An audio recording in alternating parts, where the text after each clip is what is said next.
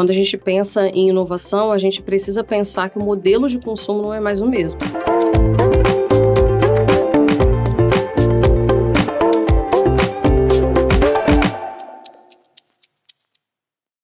Estamos voltando, o podcast para mulheres empreendedoras mais incrível do Espírito Santo está no ar de novo. Estamos aqui com o Pode Inspirar, o podcast da CDL Vitória, pensado em você, mulher empreendedora, que quer conhecer a jornada de outras mulheres para inspirar a sua jornada. E eu estou aqui com a minha fiel escudeira. É muito bom estar de volta. É muito bom, estamos aqui eufóricas. Parceira de mesa, Ana Paula Serrano, eu sou a Camila Matos. E hoje, gente, nós vamos ter um papo tão gostoso, tão especial, porque a mulher que está aqui com a gente hoje, ela atua na área corporativa, ela tem especialização no mundo dos negócios, mas ela também é artista. E a gente adora quando tem artista aqui, né? Já tivemos tatuadora, já tivemos dupla, né, de mulheres cantoras. E hoje nós temos uma mulher que vai falar pra gente sobre inovação. Mas é claro que a gente vai dar aquela cutucada pra conversa e um pouquinho pra essa coisa da arte, porque a gente sabe que arte, gente, nutre e alimenta a alma. Bom, chega de mistério. Ou não, continuo fazendo a misteriosa? Não, acho que chega de mistério. Chega de mistério, né? Deixa eu apresentar para vocês, quem está aqui com a gente hoje é a Flávia Santos, uma maravilhosa, uma querida, uma amiga e também uma especialista que vem aqui bater esse papo super gostoso com a gente. Flávia, bem-vinda, maravilhosa! Que coisa boa ter você aqui! Muito obrigada, bom dia, meninas. É um prazer estar aqui com vocês. Obrigada pelo convite, pela confiança. Estou pronta para a gente começar esse bate-papo delícia. Ó, tem coisa que a gente não pode perguntar, eu posso perguntar tudo que vier aqui, Pode perguntar tudo. Olha, é um livro aberto. Esse papo promete. Você vê que essa conversa vai fluir, que a gente já estava aqui papeando antes de começar a gravar, né? Mas a gente tem uma tradição aqui que nós mantemos firme, que é começar nossas conversas pedindo para as nossas convidadas se apresentar. Então, a gente gostaria que Flávia contasse quem é Flávia por Flávia. Vamos lá. Bom, eu sempre que estou diante de um público, numa empresa, numa palestra, eu gosto de dizer que eu sou uma mulher preta de 39 anos de idade, no ambiente corporativo desde os 14. Então, minha trajetória profissional começou muito cedo, como adolescente aprendiz, que é um cenário que a gente vê hoje muito recorrente na vida de muitos jovens. E eu fui crescendo nesse ambiente, conhecendo, fiz minha graduação, fiz algumas especializações, fiz mais recente uma especialização muito importante em gestão, liderança e inovação, que é o nosso tema do bate-papo de hoje. E aí veio um susto, um plot twist aí na minha vida, acabei de me tornar mestranda em psicologia na Universidade Federal do Espírito Santo também. Eu vi isso! E assim, maravilha. Licença. Porque assim, ela ainda não contou, mas tem um fator aí que torna isso tudo muito especial, né? Um trabalho que é um trabalho muito importante, que impacta nos outros trabalhos, e agora você vai precisar driblar para fazer esse mestrado acontecer junto com todas as outras coisas. É verdade. Conta pra verdade. gente, Flávia. Eu sou mãe, né? Ah! É a minha principal tarefa, eu falo que é a minha principal função descobrir há 3 anos o que a gente vem fazer na vida, né? O propósito da minha vida ficou muito mais claro com a chegada de Caetano. E é óbvio que isso influencia muito o nosso fazer profissional, mas também traz mais significado, né? Então a chegada do meu filho me ajudou a enxergar muitas coisas, entender as coisas onde a gente precisa colocar energia e aonde a gente pode deixar pra lá. Então, eu acho que nome lindo de Caetano. Que honra. É musical, né, também, de alguma eu achei forma. muito poético. Você chamou ele de Caê? Totalmente, todo dia, toda hora. Que lindo. E aí, Flávia, o nosso tema hoje é inovação, não é apenas tecnologia. A gente vai enveredar por esse papo já. Mas a gente já abriu uma portinha aqui, né, que a gente está no mês das mães, a gente tem conversado muito aí, né, no ambiente corporativo sobre maternidade, carreira, os desafios e a potência. Eu sempre gosto de dizer o seguinte, a gente precisa enxergar os desafios, precisa enxergar também a potência que a maternidade trouxe pra gente. E você já abriu falando uma coisa muito bonita, né, de falar, eu descobri há 3 anos o meu propósito e o trabalho tem os seus desafios, mas também passa a ter mais significado. Compartilha um pouquinho com a gente, Flávio.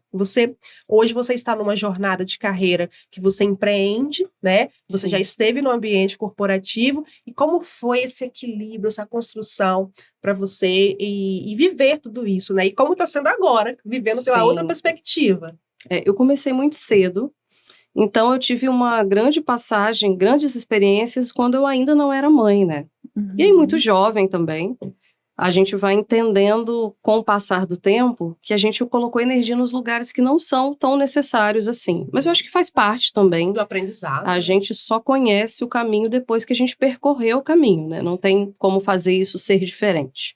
E a maturidade vai trazendo pra gente outras lentes pra gente enxergar a vida. Então, eu percebo uma drenagem de energia desnecessária, uma preocupação com outros caminhos que não eram os mais adequados para o meu desenvolvimento, mas eu também vejo muito sucesso na forma como eu consegui construir essa carreira. Eu falo que eu não entrava em cargos de liderança, mas acabava ascendendo para eles por uma vocação, que foi uma palavra que você trouxe aqui no nosso bate-papo anterior, por talvez uma inclinação mais natural, mas também por um desejo muito grande, porque a gente não pode romantizar, dizer, nasceu com tudo para ser líder, nasceu com tudo para ser empreendedor. Não, a gente desenvolve essas habilidades durante esse percurso, né? Eu não fui mãe muito cedo, eu tenho 39 anos, então aos 35 eu ganhei Caetano, pertinho de fazer 36. Eu já tinha alguma maturidade, digamos assim, mas ainda assim eu acho que quando o filho chega, você começa a ponderar e colocar na balança realmente o que é mais importante. Tem uma frase que eu acho que muitos de nós já vimos em rede social, é que no futuro, quem se lembrará dos seus exageros ou das suas faltas são seus filhos que não te viram em casa, né, ou que sentiram a sua ausência nas festas da escola, ou que não foram postos para dormir. Então, essas coisas começaram a fazer muito sentido, porque hoje eu trabalho enquanto consultora, ministrante de palestras e treinamentos, sempre focada em, existe um trabalho possível, com propósito, com intensidade, com dignidade, com respeito pelos outros e por si mesmo. Não necessariamente você precisa ser aquele workaholic que não tem hora nem para acordar nem para dormir. Você pode fazer uma entrega de qualidade, mas também é possível priorizar a sua saúde, a sua família, a sua vida pessoal, né? E o fazer profissional não precisa ter menos qualidade em função disso. E é muito bacana, porque eu tenho um filho de 4 anos, para quem não lembra, eu sempre falo dele aqui, é o Bento. Beijo, Bento. Eu prometi para ele que eu ia trazer nessa temporada, tá? Tem que fazer, vai ter um dia que Bento vai estar aqui entre nós, mas enfim. E o Bento, ele trouxe para mim mesmo essa noção de equilibrar melhor, né? Fazer um balanço melhor. Isso. E quando a gente descobre o que a gente quer, a gente precisa fazer o exercício também de ser passado aquilo que a gente não quer. Exatamente. Né? E aí a maternidade, ela torna essa janela um pouco mais estreita, porque você precisa, a maternidade, ela demanda da gente um esforço que faz com que a gente naturalmente vá aprendendo a lapidar aquilo que é excesso, aquilo que não combina com o nosso propósito, aquilo que está tirando energia. Então, por isso que eu falo que ela é potência demais na vida de uma mulher, né? Então, eu gosto muito de exercitar esse olhar e fico muito feliz de ver outras mulheres também exercitando esse olhar e encontrando seus caminhos. Eu acho que a maternidade, ela traz um ponto, pelo menos para mim isso foi muito óbvio, assim, você se enxerga no espelho.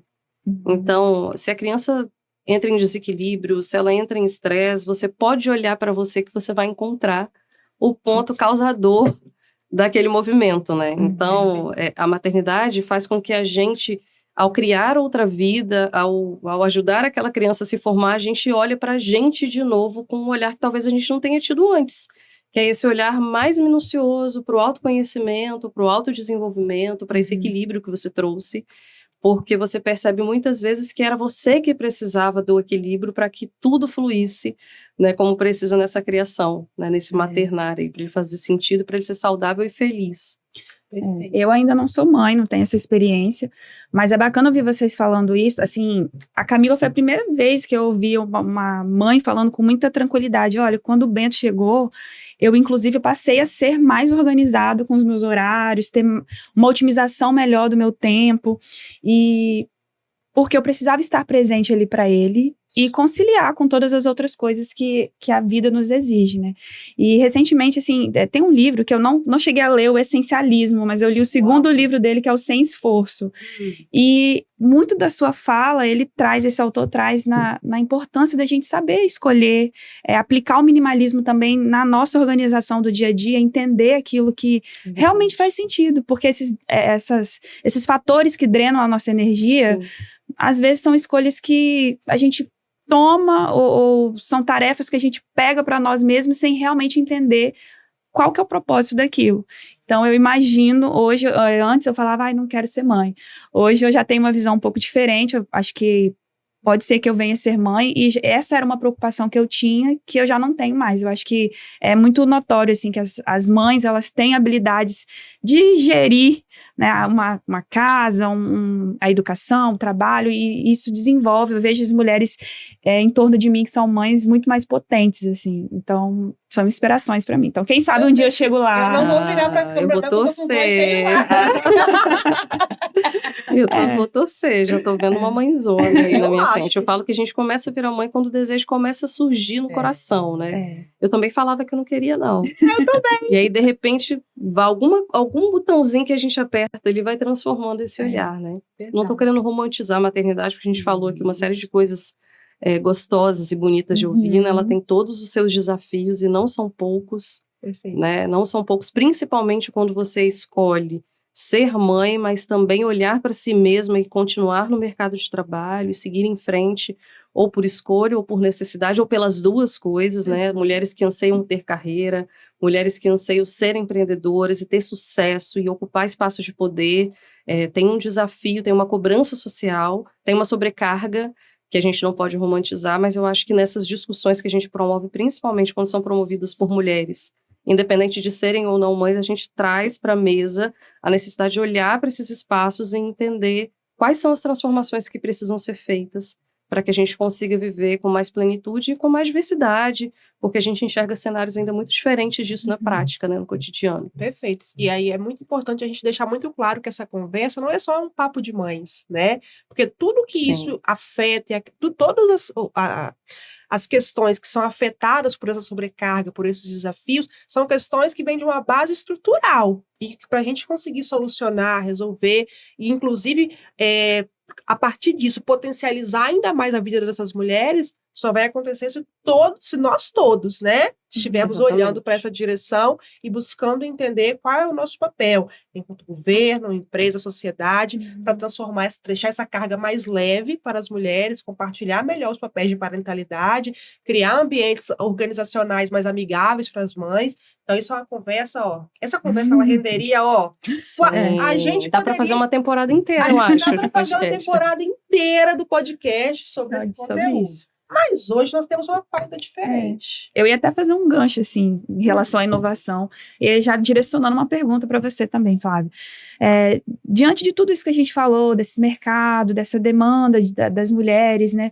As empresas que estão atentas à necessidade de criar espaços mais flexíveis, acolhedores, não sei exatamente qual a palavra que a gente pode usar, também precisam de um pouco de inovação para olhar para essa possibilidade e utilizar isso como um diferencial competitivo, tanto para atrair talentos, quanto para se posicionar, assim, na comunidade, na sociedade, enfim.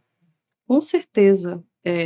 Como a Camila disse, né, se inovação não é um sinônimo de tecnologia, a tecnologia faz parte da inovação e pode fazer, mas não é um sinônimo, né, ela não acaba, não é um fim em si mesmo.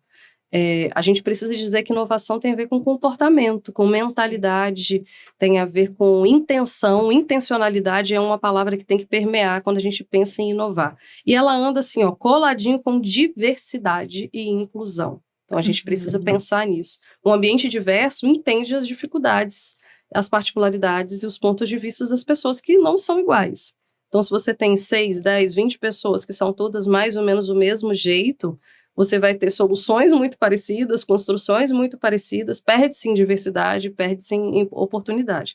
Agora, quando você traz uma Camila, uma Paula, uma Flávia, né, se a gente olhar para a mesa aqui, agora a gente enxerga a nossa diversidade Nem que seja só no físico falando, a gente pode ter pontos de convergência de pensamento, mas se a gente tiver mais oportunidade de conversar, nós vamos entender as nossas diferenças de mentalidade. Levando isso para o ambiente organizacional, a gente vê no histórico corporativo que muitas mulheres não conseguiram ser promovidas ou nem foram contratadas justamente por serem mulheres. Ah, mas quem fica com teu filho? Né, você escuta um relato muito grande de mulheres em entrevista, eu tenho um filho de 3 anos, meu caso, por exemplo. Mas quem é que vai ficar com ele? Se ele adoecer, como é que você vai fazer? Uma pergunta que eu nunca ouvi um único homem dizer que passou pela mesma situação, tendo o mesmo filho com a mesma idade. Provavelmente, meu esposo, meu companheiro, numa entrevista de trabalho, não passaria por uma pergunta desse tipo, e eu certamente sim, né? Ou na maioria das vezes sim, infelizmente. Então, pensar em inovação significa aceitar a diversidade, promover a diversidade, desejar com que essas pessoas estejam no mercado de trabalho dentro das suas possibilidades e ainda promover espaços inclusivos. Acho que você trouxe aí espaços, né? A gente tinha empresas que já tiveram berçário, que já tiveram creches acopladas, ou rotinas mais flexíveis, né? Mais pautadas em entrega do que em horário para mulheres, por exemplo. Porque a gente sabe que, historicamente, a mulher ainda tem uma responsabilidade mais alta, né, da amamentação, do vínculo com a criança, durante pelo menos os primeiros anos de vida, do que o homem, por questões óbvias, quando são ligadas à amamentação, por exemplo, é um fato que a gente não consegue, né, fica muitos meses. Eu amamentei o meu filho até 2 anos e 4 meses, e eu me lembro da minha rotina maluca de sair para amamentar, voltar, sair, voltar, né, não, aquela correria é um desgaste físico, é um desgaste emocional, é desejoso também, porque você quer conseguir fazer essa função, mas você precisa de um ambiente que te acolha. Eu, felizmente, tive esse acolhimento no momento que eu precisei, para entender que é uma fase que vai passar também, né? E que esse amadurecimento vai trazer um outro olhar, inclusive, para os negócios. Pode parecer distante no primeiro momento, mas não é. Na prática, a gente complementa tudo, porque o indivíduo, ele é o mesmo. Em casa, no trabalho, né? Ele vai fazendo entregas diferentes dentro desses espaços, conforme o espaço proporciona que ele seja quem ele é.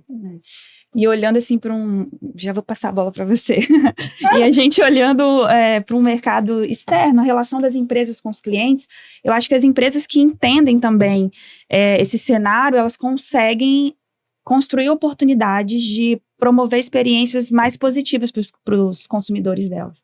Então, hoje é mais comum a gente ver academias com espaços recreativos, restaurantes que têm ali esse cuidado de ter um espaço também para as crianças, enfim. Então, é algo que realmente precisa ser olhado tanto para o meu cliente interno, né, para os meus colaboradores, mas também há um campo de oportunidade de inovação para o mercado, para o consumidor, que é um consumidor também muito potente, né? Que tem, e exigente. E exigente. Com certeza. Quando a gente pensa em inovação, a gente precisa pensar que o modelo de consumo não é mais o mesmo, que eu acho que é o que você traz na sua fala, né? Já tem bastante tempo que eu parei de comprar um copo e começo a comprar algo que resolve. Eu quero um copo bonito para as minhas visitas, para eu colocar na minha mesa, para organizar o meu ambiente. Tem horas bem organizado, né? Com as taças. Exatamente. Eu quero uma experiência, né? Quando a gente pensa numa prestação de serviço, muitos de nós não escolhemos mais um restaurante, por exemplo, pelo preço, mas porque o ambiente tem essa área kids, tem um prato mais saboroso, tem um ambiente bonito. Muitas pessoas se preocupam com o visual, se o espaço é ou não instagramável, então a gente está falando de comprar e viver experiências, né? Então, se eu penso nisso enquanto empresário, para inovar, eu preciso entender quem consome o meu produto, qual é o meu público-alvo e o que esse público precisa, porque há uma inversão, né? Se a gente for olhar aí os padrões de consumo nos últimos anos, há uma inversão. Parecia assim, eu fiz o produto, eu coloco a venda e todo mundo compra. Agora eu tenho uma série de concorrentes e eu tenho uma clientela com possibilidade de escolha. Então, essa clientela olha para esse lugar e ele simplesmente não quer. Se ele descobriu que você faz teste em animais, por exemplo, né? Se isso é um valor, se você não se preocupa com o meio ambiente. A gente vê um boicote a algumas marcas que estão com seus nomes envolvidos em polêmicas relacionadas à diversidade, relacionados a racismo, relacionado a... maltratos a animais. Uma série de questões que, socialmente falando, o mundo não está mais disposto a acatar. Pode até esquecer, mas daqui a pouco lembra e as coisas são cíclicas e vão acontecendo. Então, eu realmente acredito que a diversidade é um grande motor que movimenta a inovação, né? Esse ambiente que aceita pessoas diferentes, que está aberto a ouvir pontos de vista diferentes para que a gente tenha aí possibilidade de construção. E também tolerância ao erro, né? Tolerância ao erro, um ambiente humilde, um ambiente onde você tem uma liderança que engaja essas pessoas, que dá espaço para que elas conversem, para que elas falem, é uma cultura. Eu trabalho com consultoria de cultura, né? Tem sido o meu grande carro-chefe nesse momento, é algo que me move, porque eu percebo a mudança na prática dentro das empresas, a alteração de mentalidade, de comportamento pelas pessoas. Então, a construção de uma cultura se faz com diversidade, com engajamento das lideranças, né? O líder, ele é o verdadeiro embaixador dessa transformação. A força motriz, né? Exatamente. Eu acho que não adianta você comprar um software, aplicativo, ou pensar em dashboards específicos, equipamentos incríveis, se esse ambiente tem uma cultura muito engessada, que não permite a participação das pessoas e não permite novos pontos de vista ou não tolera o erro, né? Que persegue de alguma forma. Quando a gente começou a combinar o tema, né, do nosso encontro, falar sobre inovação e dizer que não é só tecnologia, eu me lembrei de uma situação que eu vivi há um tempo atrás. Porque aqui nós falamos com empreendedoras, né, que muitas vezes é empreendedora, mulheres que têm pequenos negócios, né, equipe. E aí eu lembrei de uma situação que eu vivi com uma empreendedora. Um tempo atrás, Hilbert estava fazendo aniversário, e aí a gente resolveu fazer um boteco em casa. Você estava nessa época, não, você foi no meu aniversário, mas no boteco do Hilbert, a gente fez paramentou tudo, transformou nossa casa em formato de barzinho, e aí eu quis comprar bolo e docinho para poder, né, dar aquela incrementada na festa. E eu comprei de uma empreendedora que atendia na casa dela. E aí, nesse dia, quando eu fui buscar os doces, eu estava tarefadíssima, fui buscar esses doces, peguei o meu bolo, peguei os docinhos e estava saindo, e ela falou comigo assim, Camila, espera um minutinho, vou pegar uma coisa para você. Aí eu fui, esperei. Aí nisso ela volta com uma caixinha, pequenininha, com 4 brigadeiros, um de cada sabor que eu tinha pedido, e uma cartinha escrita à mão, desejando uma boa festa, para eu apreciar os brigadeiros, enfim, uma cartinha. E aí ela falou assim, Camila, eu também sou dona de casa. E eu sei que quando a gente organiza festa na casa da gente, a gente não come, a gente não para, não descansa. Mas eu faço questão que você experimente o que você encomendou. Então essa caixinha é sua. Eu separei isso aqui. Olha, eu arrepio quando eu conto. Eu também. Eu separei isso aqui pra você. Amanhã, quando tiver tudo limpinho, organizado, você senta no seu sofazinho e degusta. Ela falou exatamente essas palavras. E isso aconteceu em 2017. E eu já contei essa história muitas vezes. Porque às vezes a gente acha que inovar, proporcionar uma experiência para o cliente é algo que exige muito dinheiro, tem que ser algo grandioso, mirabolante. E, na verdade, é mentalidade. É a gente aprender a olhar para aquilo que a gente faz com um olhar questionador e perguntar, como que eu posso melhorar esse copo aqui? Como que eu posso tornar a experiência de beber água nesse copo melhor, mais agradável, mais convidativa para o meu cliente? É essa a mentalidade, né? A tecnologia, às vezes, ela vai vir depois como um meio, mas essa construção de uma visão que questiona, que busca novas respostas, ela é essencial, né, Flávia? Na psicologia, a gente fala do conformismo, né? A gente vive determinados padrões sociais porque a gente já entendeu que é assim que funciona, né? Sim. Uhum. Ninguém usa, por exemplo, uma roupa de banho para ir a um evento dentro de uma igreja. Uhum. A gente está conformado que existe um traje mais adequado para aquela ocasião, né? Trazendo a ideia do conformismo para além de uma coisa boa ou ruim, sem juízo de valor aqui. Então, a gente se acostuma com algumas coisas. Quando a gente olha na metodologia de Harvard, eu estava lendo um estudo ontem, inclusive, para trazer algumas coisas para a gente debater aqui nesse bate-papo. E aí, o que eu estava vendo era o seguinte, dentro de Harvard, a gente fala que inovação é algo que resolve um sofrimento, uma dor, né? E eu não me conformo com aquilo que está posto. Então, esta mulher, de uma forma muito simples, em 2017... ela conseguiu ser empática o suficiente para entender que uma outra mulher que organiza uma festa pode ser que no outro dia acorde com aquele sentimento e quem nunca? Caramba, não comi nenhum docinho. Ai, será que tava bom? Vou perguntar. E aí, tava gostoso, né? A gente pergunta, porque a gente se conformou com o problema. Ela tem uma ideia e provavelmente ela cativa esse cliente, né, que retorna ela no primeiro momento, porque na primeira oportunidade seguinte, eu imagino que você não deva ter procurado outro fornecedor. Até o dia que ela parou de fazer, eu comprei com ela. Então é isso. Então é muito mais simples do que, é óbvio que se ela aumentar a produção, né, no caso ela encerrou as operações, estou entendendo pela sua fala. Sim. Mas se ela se tornasse uma indústria, fosse aumentar essa produção, ela poderia trazer a tecnologia como mais uma ferramenta para ampliar o seu negócio, óbvio, né? A gente não está aqui para dizer que a tecnologia não é importante, muito pelo contrário. Mas a mentalidade dela é o que faz as coisas se tornarem diferentes. Ontem meu marido me contava de uma empreendedora que ele viu que se destacou muito produzindo coxinhas.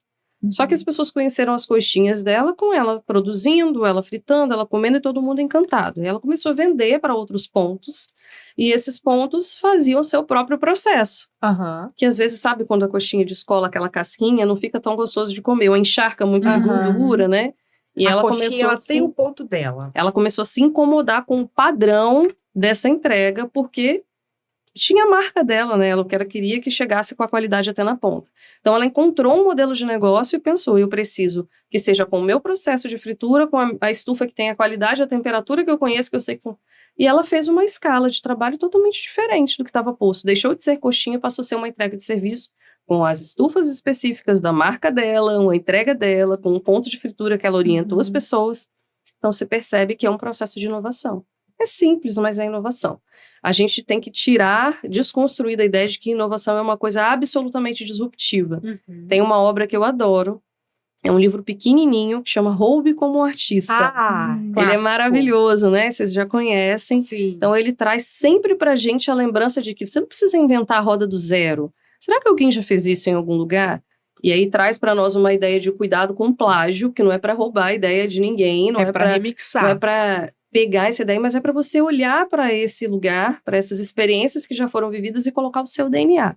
Perfeito. Porque aí você não está plagiando ninguém, mas você está se inspirando com uma ideia diferente que já aconteceu e colocando a sua característica naquilo, talvez melhorando. A inovação pode ser incremental, pode ser disruptiva, né? Mas ela pode ser mais simples do que a gente imagina. E eu falo sempre, é um olhar. Sabe quando chega o adolescente, estagiário numa empresa, e que ele olha e fala, se a gente trocasse isso de lugar com aquilo, porque... E aí muda, às vezes, uma etiqueta e todo mundo fala, cara, como que isso aqui ficou muito melhor? Isso também é inovação. Né? A simplicidade. Inovar pode ser muito simples. Na verdade, tem uma frase que acho que é Steve Jobs que falou sobre isso, que a simplicidade é o último grau da sofisticação. E é isso, assim, é a gente aprender a ter um olhar que questiona, às vezes vai ser, e às vezes a grande inovação vai ser simplificar um processo. E assim, muitas vezes as ferramentas já estão na nossa mão. A gente só não está ainda fazendo uso daquilo, conectando os saberes, conectando as informações para produzir um resultado novo. Já viveu isso em algum momento? Já percebeu como que isso... eu tenho ali várias ferramentas que eu poderia, a partir daquilo ali, construir um resultado diferente, mas por não questionar, por achar que aquela doença, né, sempre foi feito dessa forma, a gente não questionar e não fazer. Eu tive uma experiência assim, gente, eu já fui coordenadora de setor financeiro. Olha bem pra minha cara. Deixa eu aproveitar a sua risada, porque aquela câmera, ela apagou. Eu não sei se ela parou. Não, funcionar. Não, tá tudo bem. Aí eu falei, será que parou, Edi? Porque a pouco vamos gravar de novo. O que acontece? Se tivesse apagado, eu tava desesperado. Então tá. Elas apagam pra economizar tempo. Eu já fui coordenadora de departamento financeiro. Olha bem pra minha cara, né? E veja se eu tenho cara disso. Mas chegou uma época que eu cheguei numa empresa e lá emitia-se nota fiscal ainda naquela máquina. Sabe? Não sei. Você é jovem, né, Amara? Não sou jovem mais. Você não conhece essa máquina. É uma máquina que eu esqueci o nome, mas enfim, era emitida ali ainda e tal. Só que para emitir a nota, tinha que mandar um relatório para o cliente. Esse relatório era enviado por correio. Enviava o relatório, um catatal de papel enviado pelo correio, com custo de correio. Chegava lá, a empresa tinha que aprovar ou não, folheando o relatório. E devolver pelo correio.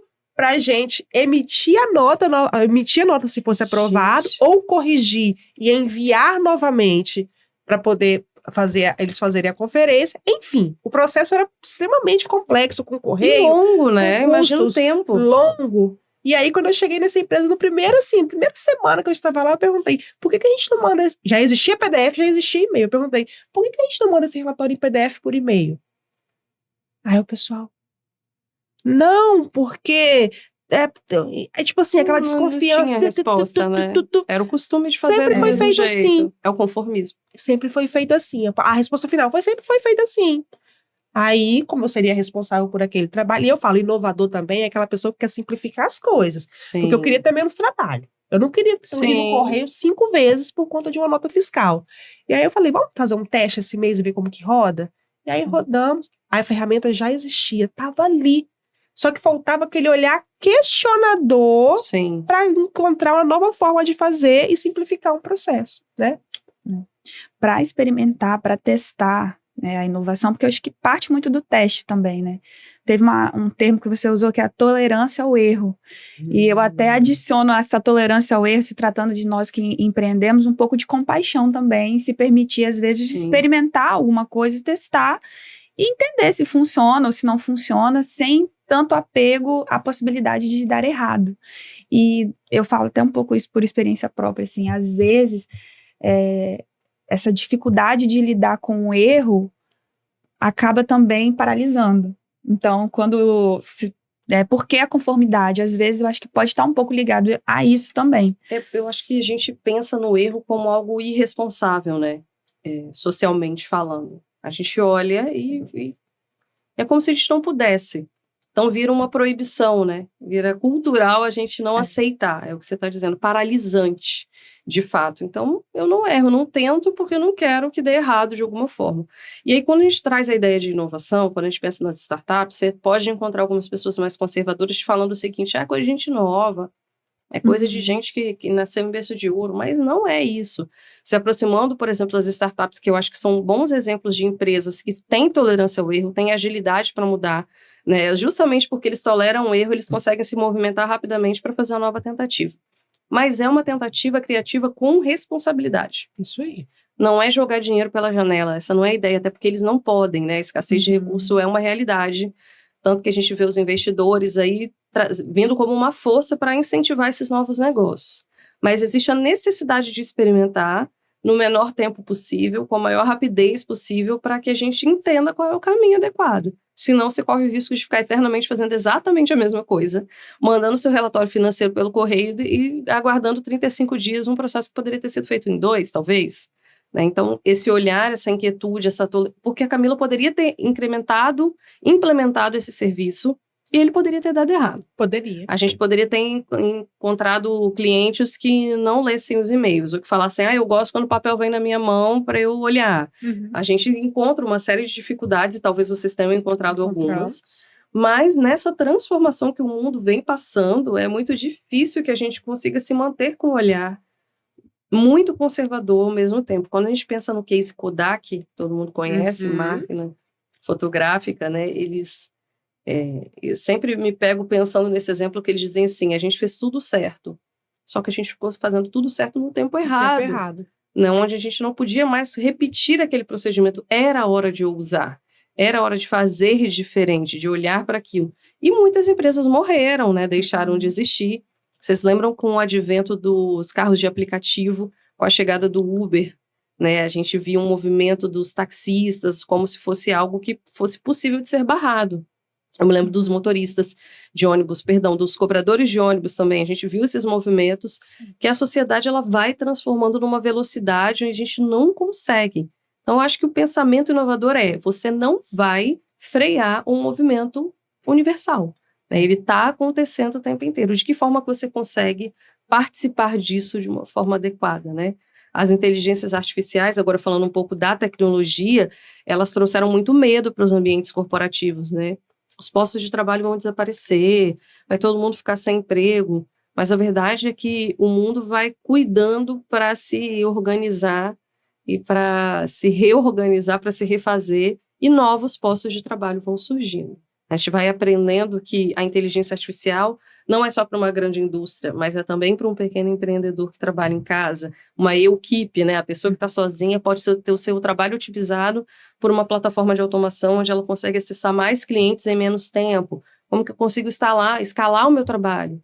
Como que eu consigo vender o que eu faço numa rede, colocando aquilo numa plataforma de streaming e vendendo meu curso, meu treinamento para um monte de gente. Então, as possibilidades são múltiplas. A gente precisa conhecer o nosso nicho de atuação, entender dentro dele quais são as possibilidades e o que as outras pessoas já estão fazendo. O que os outros já estão utilizando que talvez eu possa trazer para inovar no meu negócio.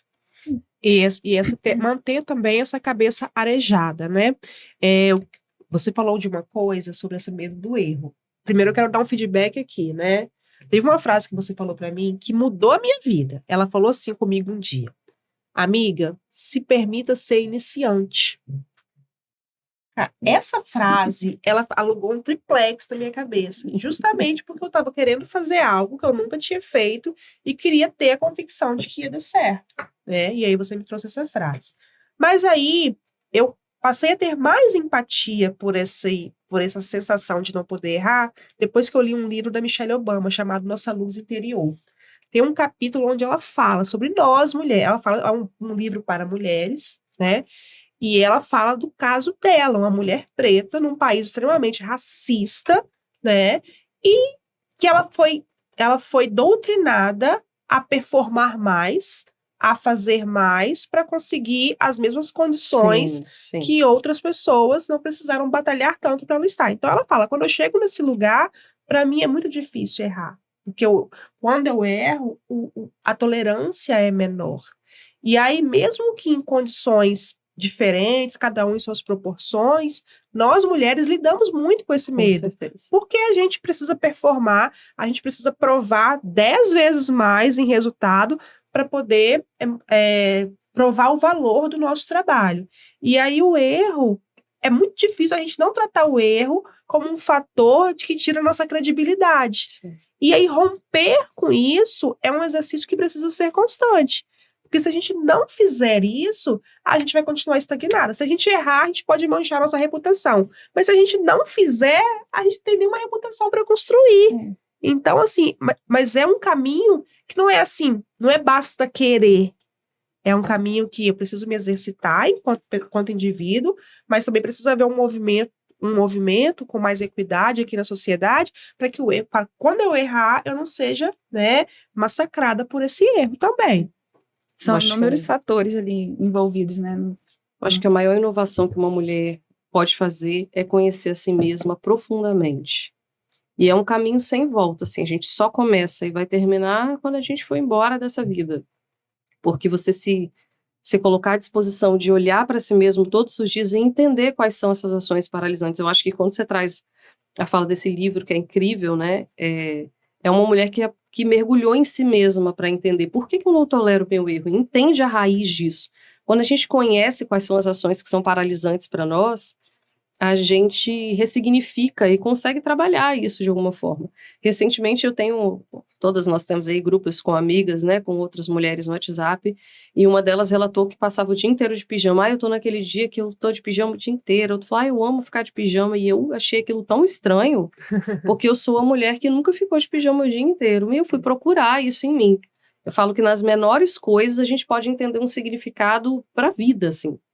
E eu, naquela conversa, eu entendi que, sendo eu uma mulher negra, né, e cresci ouvindo que o cabelo estava para cima, que ele tinha que estar penteado, tira essa roupa, vai se arrumar, que existia uma cobrança social em torno da, né, a pele tá russa, tem que passar hidratante. Ainda muito menina, a gente é posto em contato com ações que são muito comuns para outras pessoas, para outras mulheres, que eu não pude vivenciar justamente porque existia uma cobrança social. A Thaís Araújo traz uma fala, muitos anos eu escutei ela conversando, ela falou, meus filhos têm a cor que fazem as pessoas mudarem de calçada. Né? Então, eu também fui uma criança que não podia sair da padaria sem a nota fiscal na mão, porque minha mãe me recomendava isso. Quando você pagar, você pega nota. Se você sair de lá, alguém pode acusar. Né? Não corre se você estiver sozinha. Eu acho que, enfim, entre os diversos atravessamentos que a gente pode ter na vida, cada uma de nós, enquanto mulher, tem que entender quais são as raízes das ações que nos fazem paralisar nos dias atuais, assim, porque hoje a gente tem um pouco mais de repertório. Eu hoje, da minha casa, fazendo as minhas tarefas, trabalhando ou buscando meu filho na escola, eu tenho a oportunidade de ouvir um podcast onde eu escuto outras mulheres tendo uma conversa como essa que nós estamos tendo aqui e podendo fazer reflexões. A minha mãe não teve essa oportunidade na vez dela. Né? Existia um um rito social muito intenso e muito forte, que era reproduzido por ela, porque era o melhor que ela tinha para dar naquele momento, né? E hoje mesmo eu escuto minha mãe falando tantas vezes, nossa, naquela época a gente nem imaginava que isso não era bom, né? A gente simplesmente repetia esse comportamento. Sim. Então, para as mulheres empreendedoras que estão nos ouvindo, nos assistindo nesse momento, acho que o pensamento é o quanto você conhece a si mesma para entender quais são as ações paralisantes na sua carreira, independente de ser empreendedor ou não, acho que vale para todo mundo, né? Sim. O que faz você não querer se apresentar em público, o que faz você não levar sua marca numa determinada exposição, o que faz você não aceitar o convite para gravar um podcast ou para dar uma palestra, para estar numa roda de conversa, né? Fala-se muito da síndrome da impostora, esse sentimento que nos coloca todo momento a questionar o nosso fazer profissional. Será que eu estou boa o suficiente para isso? Será que as pessoas vão achar que eu falei errado, que eu falei uma besteira? Será que o meu cabelo tá bom, meu rosto tá bom, minha maquiagem tá boa? A gente se questiona e se proíbe também. Então, esse processo de autoconhecimento faz com que a gente vá se empoderando, e também a sororidade no ambiente feminino, né? Que são mulheres apoiando outras mulheres. Eu sempre digo, consuma de outras mulheres. Perfeito. Procure outras mulheres que estão... Ela tem um pet shop, leva seu cachorro para tomar banho no pet shop dela. Né, prioriza essa mulher que está construindo essa carreira. Eu acho que o meu momento aqui fala um pouco desse processo de sororidade, porque eu estou empreendendo, estou num momento de virada de chave, né, dentro do ambiente corporativo, e atuando por conta própria agora dentro da minha própria empresa desde janeiro deste ano, então é muito recente, mas recebo o convite de uma parceira que me entende nesse momento e me convida para estar aqui com vocês batendo esse papo. É um processo de apoio mútuo também, né? Então, recebo com gratidão e me organizo para estar aqui fazendo o melhor possível. Esse ciclo de ajuda mútua é o que nos fortalece no dia a dia e que nos proporciona crescimento também, né? Não tem como fazer crescer sem experimentação, sem tolerância ao erro e sem coragem para seguir em frente. Então, a gente precisa ir. E assim, Uau. Flávia, tudo isso que você diz, né, é muito aplicável para qualquer contexto, seja ele corporativo, seja ele no contexto de empreendedorismo. E aí, a gente está quase lá, chegando nos nossos finalmente, né? Já. Mas eu quero que a gente converse um pouquinho antes da gente ir sobre a questão da cultura, que a gente começou falando de cultura, né? E a gente precisa fazer essa volta nesse assunto para poder ir dando forma ao nosso papo. A cultura corporativa, ela é o que torna tudo possível dentro de uma empresa, né? Não é o que está na parede, não é o que está lá no manual, é o que acontece de fato. Qual é o poder que a cultura exerce na inovação? Nossa, imenso. A cultura precisa ser de inovação, né? Para não exercer um poder sobre a inovação, ela precisa ser uma cultura que fomenta a inovação, né? Eu toda vez que estou iniciando um trabalho com uma empresa diferente, em cultura, eu digo, não adianta a gente colocar aqui o nosso slogan, a nossa escolha de cultura, se a forma como as pessoas que estão trabalhando neste ambiente enxergam isso de outro jeito. Então, eu sempre começo o trabalho de cultura com um diagnóstico. Vamos descobrir qual é a visão dessas pessoas que estão aqui dentro, para a gente saber qual é o caminho que a gente tem a percorrer. Eu brinco com eles e falo, a gente tem que descobrir se essa caminhada vinculada com a estratégia da empresa vai ser a pé, vai ser de bicicleta, ou se a gente precisa pegar um avião rápido, porque a gente está muito longe de onde a gente precisa chegar. Então, esse ambiente cultural, e aí eu faço, junto com essa empresa, um deck, né, chamo de deck de cultura, que é esse documento que ajuda a gente a colocar ali as nossas regras do jogo, porque a cultura, ela é permeada por atitudes, por comportamentos, pelo que a gente tolera e o que a gente não tolera. Perfeito. Então, não adianta eu comprar um aplicativo maravilhoso ou botar vocês para fazerem treinamentos com tecnologias diversas, se no dia a dia você não tem segurança para abrir a boca para me dar uma opinião numa reunião, né? Então, a gente transforma esse jeito de existir da organização através de um deck. Eu falo que o deck é onde você vê o horizonte, né? Perfeito. Onde a gente tem uma visão ampla, e eu gosto de dizer também que a gente descansa. Se você vai a um deck, pensando na ideia do deck físico Sim. mesmo, você olha, você contempla, e você descansa porque você está em segurança. Você vê tudo à sua volta. E na empresa o deck precisa servir para isso, né? A gente pode chamar ele do nome que desejar. Eu chamo dessa forma porque eu acho que é o lugar onde você olha e vê todas as regras do jogo claras e fala, esse jogo eu quero jogar, eu gosto. Gosto dessas regras, eu vou em frente. Não tem nada obscuro, não tem nada, eu achei que era assim. A gente diz o que não tolera. Então, para um ambiente de inovação acontecer, a gente precisa de uma cultura que diga aqui a gente senta na mesa e todas as opiniões têm o mesmo valor. Aqui a gente precisa que as pessoas falem, a gente precisa da participação. Eu tenho trabalhado em algumas empresas que, inclusive, a gente está colocando em questão de trabalho remoto. Aqui as câmeras estão abertas enquanto a gente se reúne. A gente fala olhando nos olhos, a gente tem tolerância ao erro, a gente aceita feedback de forma construtiva. E o que a gente não tolera também, né? Agora, dentro de uma cultura forte que fomenta a inovação, a gente precisa dos líderes levando isso para frente como verdadeiros embaixadores, defensores dessa cultura. Não adianta você ter uma liderança que diz tudo que está posto nesse documento, né? Até repete o que está lá, né, no quadro bonitinho, mas no dia a dia não funciona. Não funciona. Então, as empresas têm uma responsabilidade muito grande. Tem um dado de uma pesquisa de 2023 que fala que 75% das pessoas entrevistadas acham a liderança a pior parte do seu trabalho. É muito forte esse dado, mas é um dado que incomoda e a gente tem que falar sobre ele para a gente conseguir transformar na prática o que tem sido feito dentro dos ambientes corporativos. Então, existe um lugar para ser olhado, que é a formação e desenvolvimento das lideranças para que a gente tenha empresas de mais sucesso. Então, para quem é equipe, para quem é empreendedora e quem está sozinho nesse formato, é pensar nesse crescimento, lembrando que precisa passar por autoconhecimento, precisa passar por disposição para inovar e para errar, para que quando a sua empresa crescer, para quando o seu negócio se transformar, você conseguir construir uma cultura que não se perca, né? Que não se perca do que você desejou quando você estava construindo o seu negócio. Perfeito. Já caminhando para o final também, né? Com muita peninha, porque o papo tá maravilhoso. Mas quando você estava falando sobre a oportunidade, a necessidade das transformações diante da inovação que vem, às vezes a gente não tem opção, né? Eu me lembrei de uma fala de um professor meu que eu tive lá na FGV, um querido, que ele falava assim, às vezes você tá de frente com um tsunami e você tem duas escolhas. Ou você pega seu rodinho e vai tentando enxugar, ou você aprende a surfar. Então, eu enquanto empreendedora individual também, hoje não mais, me faltava um pouco de clareza sobre, eu já tenho esse entendimento que é necessário ter um olhar para a inovação, as novas tecnologias, os novos modelos de negócio, mas na prática, existe alguma sugestão, alguma orientação do quanto eu tenho que dosar isso dentro do meu negócio? Por exemplo, quantos % dos meus produtos eu posso apostar em fazer algo um pouco mais diferente, arriscar um pouco mais?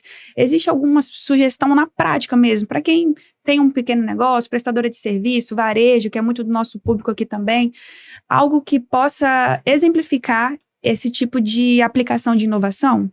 É uma ótima pergunta. Eu acho que a gente vai ter diferentes modelos de negócios. A gente vai encontrar prestadores de serviço, produtores de produtos, né? A gente tem uma série de entregas. Então, é muito complicado a gente dar uma fórmula que sirva para todo mundo. Mas eu acho que a grande sacada é conseguir olhar para o seu negócio e tentar entender como ele pode ser um pouco mais potente na prática, né? Até para não ficar com aquele movimento meio enlouquecido, eu tenho que inovar, e aí eu tenho que fazer uma coisa muito diferente que talvez não sirva para nada.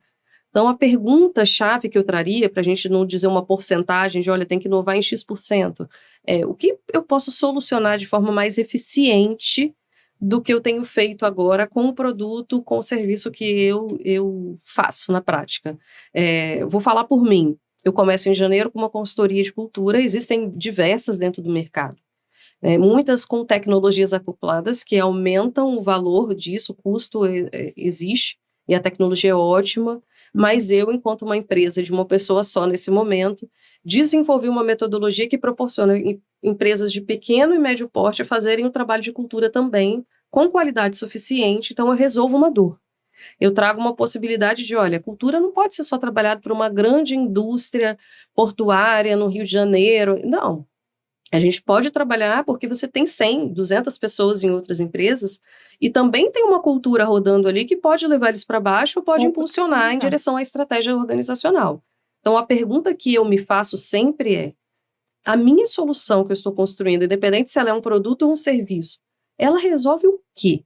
Ela resolve, de fato, uma dor de alguém? Existe uma forma disso resolver de um jeito um pouco mais adequado? Eu consigo proporcionar uma experiência que seja ainda melhor para o meu cliente final? Então, eu acho que cada um dentro do seu nicho precisa se fazer algumas perguntas. Eu acho que a inovação vai nascer dessa inquietação. Eu gosto que você trouxe isso na sua fala. Eu me incomodei com aquilo, estava bom, mas eu pensei, tá, e aí?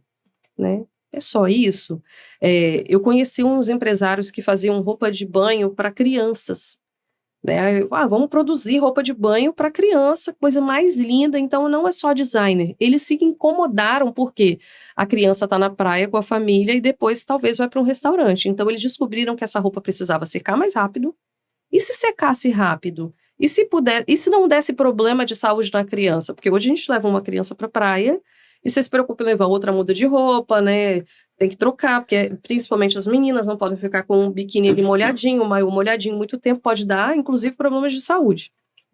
Então, eles se questionaram entre beleza, que tipo de roupa ela pode só colocar mais uma pecinha por cima, porque já secou, ela já consegue fazer o outro movimento, e que também é respirável, e é importante. Eles resolveram um problema que vira o próprio slogan. Então, se você falar para uma mãe que, de repente, ela vai conseguir sair da praia, para uma mãe, para um pai, para um cuidador, com esse filho, que a roupa vai secar rapidinho, que ela pode ir ao shopping resolver um problema que ela se lembrou, porque já existem uma série de possibilidades, né, para quando a gente pensa nessa moda praia para mulheres, para homens, adultos, mas para crianças, eles inovaram. E os figurinhas do desenho são desenhos feitos por outras crianças, então as roupinhas são lindas. É uma inovação, parece simples, mas resolve um problema. Eu acho que essa é a grande pergunta. Que problema o seu negócio resolve? Ou se não é, de fato, resolver um problema, que solução você agrega para o cotidiano do outro que você está entregando o seu produto ou o seu serviço? Como você deixa a vida do outro melhor, né?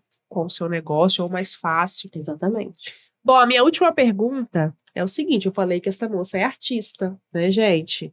Ela é cantora, inclusive já tive o privilégio de assistir. E aí, Flávia, são duas versões de você que são muito diferentes, né?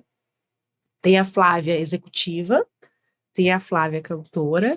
E eu quero saber como que a arte te influencia, né, nessa sua jornada executiva, mas também como que essa jornada executiva te influencia na sua arte. Porque, no fundo, é isso, nós somos um grande caldeirão onde nós vamos misturando papéis, e é justamente essa mistura de papéis que, às vezes, surgem soluções, né? Nós temos um amigo em comum, por exemplo, que transformou o gosto por samba em um workshop maravilhoso e que é um negócio hoje, né? Então, como que isso acontece para você, Flávia? Eu acho que durante a nossa conversa, eu em algum momento destaquei que a gente é um só, né? Uhum.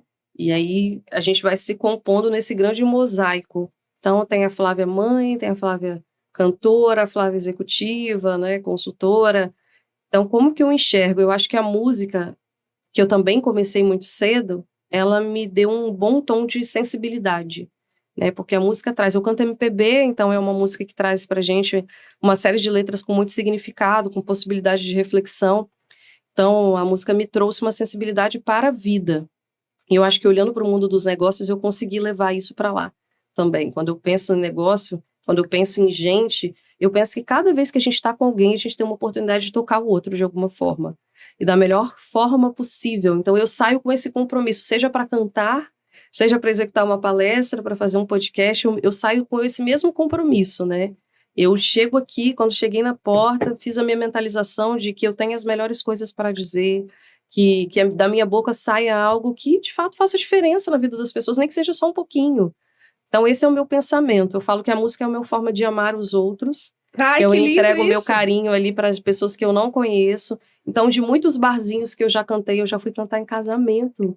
De gente que me ligou depois falando, eu te vi num barzinho, canta no meu casamento. Então, eu vou construindo uma teia de relacionamento na minha vida através da arte. E não é diferente do mundo corporativo também. Então, se eu pensar, por exemplo, num parceiro, eu já tenho parceiros que me contrataram para as duas coisas. Né? Eu já estive na CAPES, por exemplo, que é a Associação dos Supermercados aqui do Espírito Santo. tanto com conteúdo quanto com música. Ai, que E o lindo. que isso é muito rico, né? Muito bacana. Já cantei em eventos de final de ano, mas... E eu acho que a grande sacada para mim, enquanto carreira, é poder falar disso nos ambientes corporativos sem que uma coisa desabone a outra. Eu gosto de trazer a música. Quando eu me apresento, que eu vou começar um treinamento, eu me apresento, falo que eu sou a mãe do Caetano, falo a idade que ele tem, a idade que eu tenho, falo que eu sou cantora. Para que as pessoas saibam, para que não pareça que é uma coisa errada. Antigamente, isso já esteve na história das mulheres, né? As mulheres cantavam escondidas, porque era feio cantar. Tem a história da Bossa Nova, tem... não vou me lembrar agora o nome da série. Ai, meu Deus, uma série Coisa nacional. linda. Coisa mais linda. Coisa mais linda. Coisa mais linda, a gente vê uma história de uma mulher desejosa por estar nesse ambiente de música, quanto elas sofriam por não poder viver essa paixão também, né? Música é profissão para muitas pessoas. Para mim, ela é uma composição de renda, mas em primeiro lugar é amor e reabastecimento, assim. Mas algumas mulheres e homens vivem deste fazer profissional. Então, para mim, é esse complemento. Eu trago de um lugar para o outro essa poesia e essa sensibilidade que a música constrói e me ajuda a entregar com afeto dentro do ambiente corporativo. Porque o que eu acredito e repito sempre é que para ser efetivo, a gente precisa ser afetivo. Sim, isso é muito bonito. Uau! Que papo, né, minha gente? Bom, nós estamos finalizando esse episódio com a Flávia. Quero já agradecer, Flávia, pela sua participação, pela sua generosidade. É muito bom receber amigas aqui nessa mesa. E a gente deseja para você muito sucesso na sua caminhada. E quero dizer para você que está aí nos assistindo, primeiro fazer o seguinte, né? Você viu que teve dica de livro, Roube como um Artista. O livro Sem esforço. Sem Esforço. Nós falamos da série Coisa Mais Linda, que inclusive conta a história de uma mulher que empreende nesse processo de construir esse espaço, né, onde mulheres podem cantar e viver de sua arte. Então já pega essas dicas aí, já anota no seu caderninho, que são boas dicas para você complementar o aprendizado daqui. E ouça o nosso podcast, encaminhe para uma amiga, porque esse daqui é o Pode Inspirar, o podcast pensado para você, mulher empreendedora, que quer inspirar a sua jornada a partir do conhecimento de história de outras mulheres potentes. Flávia, deixa sua mensagem final para nossas mulheres. E inclusive também onde as pessoas podem te encontrar para te contratar e acessar esse serviço maravilhoso. Isso aí. Maravilha. Para o amor e para a música, para o ambiente corporativo, por favor, é Flávia Santos, o Instagram, Flávia_Santos com 3 S no final. Vocês me acham lá no Instagram, no LinkedIn também, do mesmo jeitinho. Vai ser um prazer receber todos vocês, né? Precisando, estou à disposição. E a minha mensagem final é que a gente tenha coragem para seguir em frente, né? Coragem para usar, coragem para se ajudar, para se apoiar. E o meu agradecimento a vocês duas mulheres incríveis que me receberam aqui hoje também, nesse ambiente tão rico, e desejo que frutifique, né? Que o que a gente conversou aqui, um pouquinho de cada um, chegue aí nas cabeças e que alguém saia daqui com alguma inquietação. Recentemente eu escutei mais uma vez a Thaís Araújo dizendo: todos os clientes que eu tive fui eu que fui lá e bati na porta. E eu falo que às vezes é uma frase mesmo que inspira a gente. Eu saí dali cheia de gás e fui bater na porta de um monte de cliente depois disso. Então que a gente consiga trazer inquietação para a galera que está nos assistindo, nos ouvindo também. Desejo sucesso para todos nós e estou à disposição. Foi um prazer. Obrigada, Flávia. E esse é mais um episódio do Pode Inspirar. Obrigada.